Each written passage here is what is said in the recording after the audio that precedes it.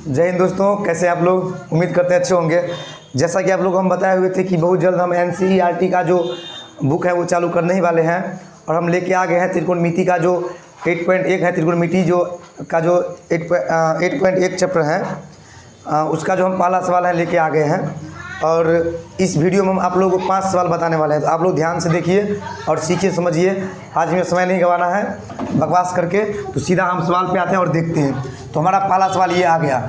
तो हमारा सवाल क्या है कि त्रिभुज ABC में जिसका कोण B समकोण है, अर्थात हमारा जो त्रिभुज हो गया वो क्या हो गया? समकोण त्रिभुज। और पहले भी आप लोग हम बता दिए हैं कि इसमें समकोण त्रिभुज का ही प्रयोग होता ही है। तो त्रिभुज ABC में जिसका कोण B समकोण है में क्या है? AB का मान 24 है और BC का मान 7 सेंटीमीटर है। तो निम्नलिखित का मान ज्ञात कीजिए। तो निम्नलिखित का मान ज्ञात करने के लिए बोल रहा है, वो मान क्या है तो हम लोग देख लेते हैं। हमारा पहला जो है बोल रहा है निकालने के लिए वो है sin A और कॉमा cos A। और हमारा जो दूसरा सवाल हो गया इसमें जो निकालने के लिए बोला जा रहा है वो है sin C comma cos C। यानी हमारे पास ये सब चीज़ दिया हुआ है और हमें निकालना है sin A का मान, cos A का मान, sin C का मान और cos C का मान। तो चलिए हम लोग देखते हैं, बनाते हैं और देखते हैं किस तरह से इसको हम सोल्व करेंगे। तो सबसे पहले क्या करना है, हमें इसमें समकोण त्रिभुज बनाना है। तो चलिए हम बनाते हैं समकोण त्रिभुज इस तरह से।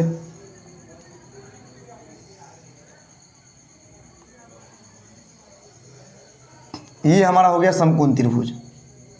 अब देखिए सवाल में बोलता है कि त्रिभुज ABC, इस त्रिभुज का नाम क्या है? ABC।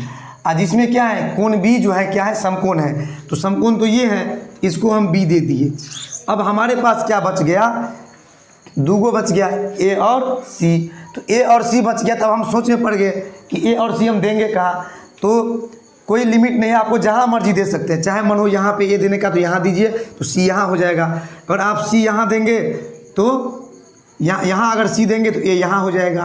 अगर यहाँ पे C होगा तो यहाँ A तो वहाँ C। इस तरह से आपके मन का मर्जी है, जहाँ पे देना है वहाँ पे दे दीजिए। तो चलिए हम यहाँ पे A दे देते हैं और यहाँ पे C, यहाँ पे A और यहाँ पे C दे दिए। अगर आपको इच्छा है कि यहाँ पे हम A दें और यहाँ C दें तो वो भी आप दे सकते हैं, कोई दिक्कत होने वाला नहीं है। तो चलिए अब इसमें देखते हैं हमारे पास में क्या है। तो हम देख रहे हैं यहाँ पे कि AB का मान है 24।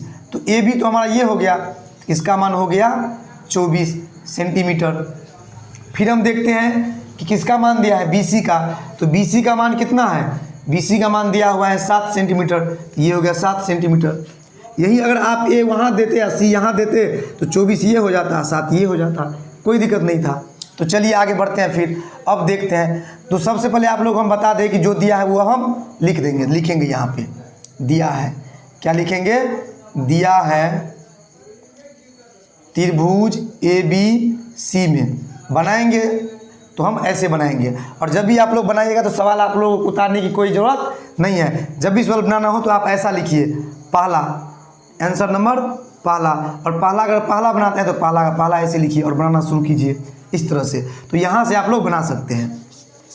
तो दिया है त्रिभुज ABC में। त्रिभुज ABC में क्या दिया है? तो B समकोण है, B समकोण है। दिया है त्रिभुज ABC में कोण B समकोण है, कोण B समकोण है। ये कोण का सिंबल हो गया, तो कोण B समकोण है। चलिए कोण B समकोण हो गया तथा AB बराबर, AB का मान हमारे पास में कितना है? तो 24 है, 24 सेंटीमीटर। और BC का मान कितना है? तो 7 सेंटीमीटर।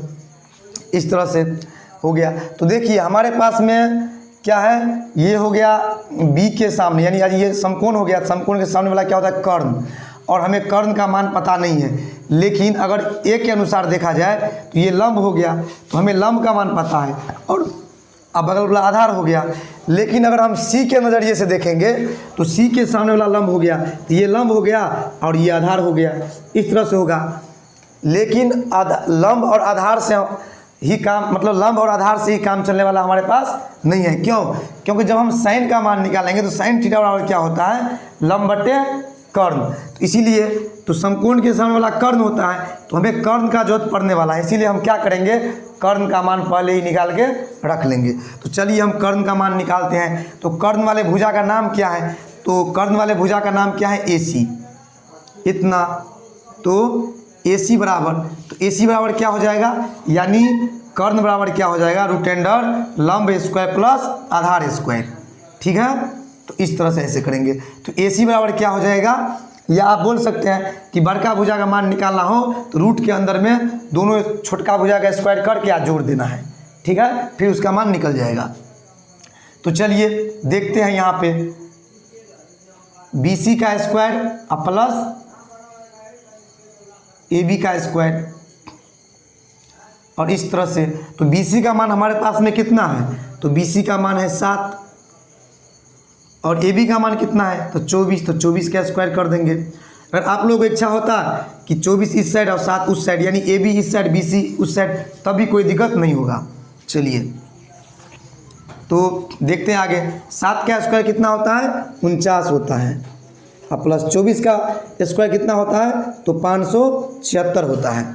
इस तरह से अगर हम इन दोनों को जोड़ेंगे, 576 को और 49 को, तो 625 होगा, क्योंकि 7 का 24 का और 25 का सेटिंग होता है, तो इसीलिए पता रहता है हम लोगों को। तो देखिए 6 5 11, 6 5 नहीं सॉरी 9 6 15, और 7 4 11, 1 12, और ये 5 हो गया, हासिल 1 था, तो ये 6 हो गया, 625। और 625 जो है किसका स्क्वायर है, तो 25 का स्क्वायर है। आप लोग अगर ये नहीं निकालना आता है तो गौर से देखिए, हम निकाल के दिखाते हैं। हम क्या करेंगे, 625 को यहाँ पे तोड़ेंगे, और किस से लगेगा, तो 5 से लगेगा। तो ये कितना हो जाएगा, 5 × 5, अब 1 बचा इसमें, तो 1 का 1 पर ये 2 हो गया, तो 5 दूना 10, फिर इसमें 2 बचा, तो 2 पर 5 25, तो 5 25। फिर देखिए 5 से लगाएंगे, तो 5 से लगाएंगे तो कितना हो जाएगा, 5 दूना 10, इसमें 2 बचा, 2 पर 5 25, तो 5 25। फिर 5 से तो 5 मरतबे, फिर 5 से तो 1 मरतबे, अर्थात हमारे पास जब 25 को हम तोड़े, गुणनखंड किए, तो ऐसा हो गया हमारे पास 5 गुने 5 गुने 5 गुने 5। अब देखिए तो रूट में से क्या होता है, जोड़ा लग के बाहर निकलता है, तो इन दोनों 5 में से एगो 5 बाहर आ गया, फिर इन दोनों 5 में से एगो 5 बाहर आ गया, तो हमारे पास मान कितना हो गया, तो हमारे पास हो गया 5 25, यानी AC का मान कितना हो गया हमारे पास, 25। इस तरह से तो हमारे पास अब तीनों भुजा का मान अवेलेबल हो गया। तो अब हम क्या करने वाले हैं कि जो भी हमको निकालने के लिए बोल रहा है वो हम निकालेंगे। तो हमको बोल रहा है पहले साइन A का मान निकालने के लिए, फिर कॉस A का मान निकालने के लिए, और दूसरा सवाल में बोल रहा है कि साइन C का मान निकालने के लिए और कॉस C का मान निकालने के लिए। तो चलिए हम निकाल के देखते हैं। तो आगे बढ़ते हैं और आप लोग पूरे ध्यान से देखिए। तो यहाँ पे देखिए, तो हमारा जो पहला सवाल है उसमें पहले हमको क्या बोला जा रहा है कि साइन A का मान निकालने के लिए, तो साइन A लिख दिए। लेकिन सोचने वाला बात यह है कि साइन A यानी साइन थीटा, तो साइन थीटा बराबर होता क्या है, साइन थीटा बराबर क्या होता है, तो साइन थीटा बराबर हो गया आपको लंब बट्टे कर्ण। तो सबसे पहले हमको इस A पे ध्यान देना है कि त्रिभुज में A कहाँ पे है, तो ये है A। तो इसका मतलब यहाँ पे थीटा रहता है, तो यहाँ पे A है, तो A वाले कोण को हम यहाँ पर भी थीटा मान के चलेंगे। तो आप लोगों को पता है कि थीटा के सामने वाला क्या होता है, लंब होता है। तो थीटा तो ये हो गया, तो साइन थीटा वाला क्या होता है, लंब बट्टे कर्ण, इसको आप याद रखिए। तो लंब बट्टे कर्ण, तो A के अनुसार लंब कौन सा होगा, तो A के अनुसार लंब हमारा ये भुजा हो जाएगा। इस भुजा का नाम क्या है, BC है, BC है, भुजा का नाम क्या है, BC। इस तरह से, और बगल वाला क्या होता है, आधार, और सबसे बड़ा भुजा क्या होता है, कर्ण। तो समकोण के सामने वाला कर्ण होता है, तो लंब बट्टे कर्ण, तो कर्ण का नाम क्या है, तो कर्ण का नाम है AC। इस तरह से हम दे दिए AC।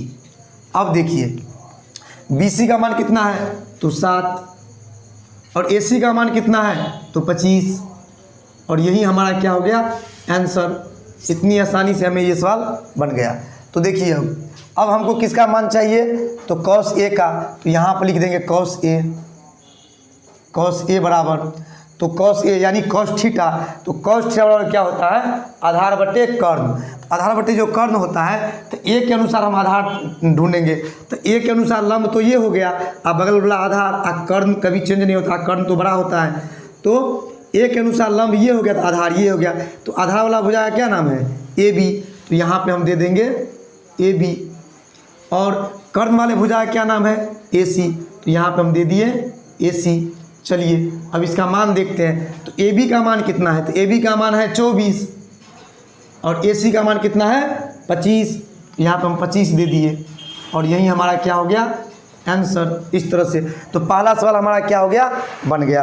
अब देखिए हम दूसरा बनाएंगे। तो दूसरा में क्या बोल रहा है? तो दूसरा पहले बोल रहा है साइन सी का मान निकालने के लिए। तो साइन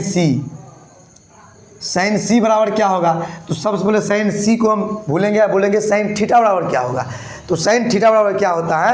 तो वही होता है लंब बट्टे कर्ण। तो लंब बट्टे कर्ण। तो अब क्या करना है? हमें सी के अनुसार लंब को ढूंढना है। तो सी तो ये हो गया। तो सी के अनुसार लंब ये होगा। क्यों?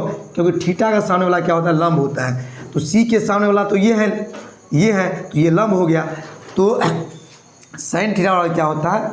लंब बट्टे कर्ण। तो चलिए, तो सी के अनुसार ये लंब हो जाएगा। लंब का मान नाम क्या है? A B.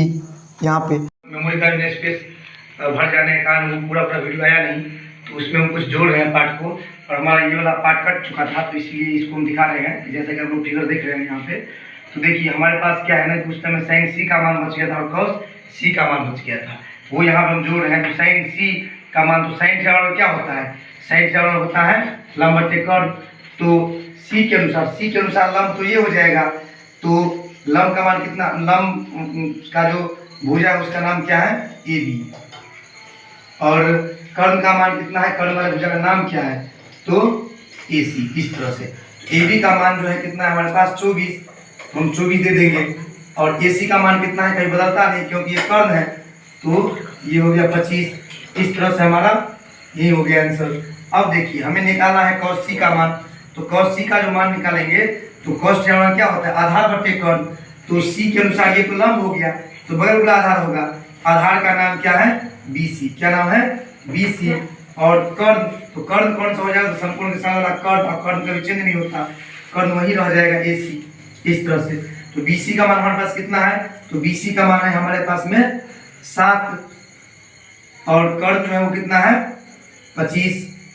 और यही हो गया हमारा आंसर। तो चलिए, हम जैसा कि आप लोग से वादा किए थे कि आज हम 5 वीडियो मतलब 5 सवाल बनाने वाले हैं, वो नहीं हो सका, तो वो जो बाकी 4 सवाल बचा वो हम आप लोग अगले वीडियो में बहुत जल्द लेके आने वाले हैं। तब तक के लिए जय हिंद, धन्यवाद, थैंक यू।